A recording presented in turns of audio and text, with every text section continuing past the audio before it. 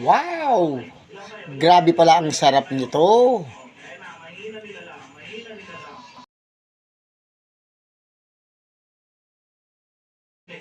So yan, pakuluan muna natin yung ating pinakatahong. Nakakambalicious. At syempre, iprito natin yung ating pinakatokwa para sa ating recipe for today. At syempre, maglagay tayo ng ating mantika.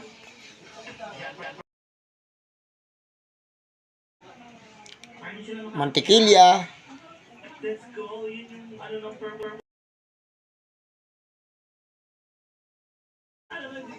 At sunod natin yung ating pinakabawang.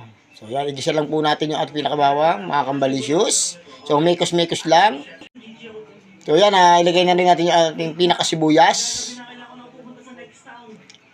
So napakasimple lang yung ating recipe. At syempre yung ating pinakatahong. So yan, inilaga po natin yan. So yan, igisa po natin sa ating bawang sibuyas. Syempre sa ating mantikilya. At sunod natin yung ating pritong tokwa. Yan, siguradong the best to. Pwedeng pulutan, pang ulam, at pwede natin ilagay sa pinakalugaw. So, ano pang hinihintay nyo? I-try nyo na. At syempre, paminta.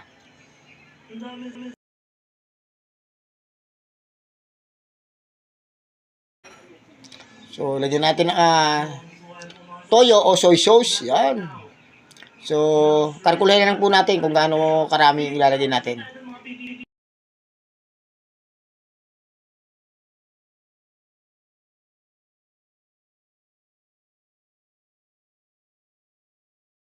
At syempre, imekos-mekos lang po natin. Ayan, lagyan natin ng tubig na mainit.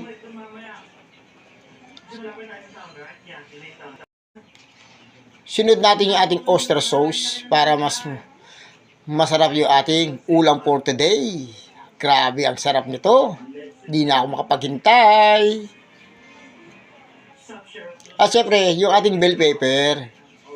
So, mekos-mekos lang uli natin konti.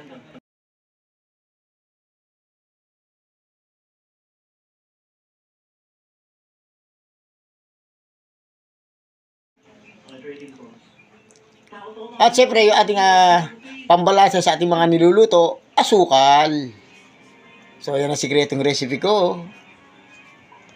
O, pampalasa. So, hayaan natin kumulo ng bahagya. Syempre, ready to serve na po yan. So, yan. Okay na po yung ating grabe sa sarap mga recipe ni Kambalicious. Sana itry nyo yung aking mga simpleng recipe. Please